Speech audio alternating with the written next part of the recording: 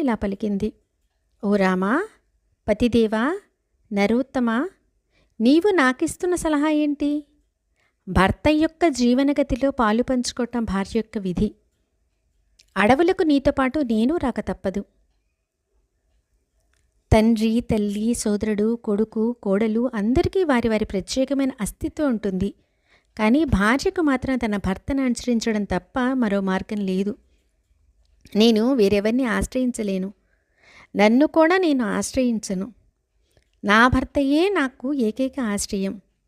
అందువల్లనే నిన్నే అనుసరించాలని నేను నిశ్చయంతో ఉన్నాను. నేను నీ వెనుకనే నడుస్తూ నీవు భుజించిన తర్వాతే భుజిస్తాను. నీకు అసంతృప్తి కలిగించే పని ఏదీ ఎన్నడూ చెయ్యను.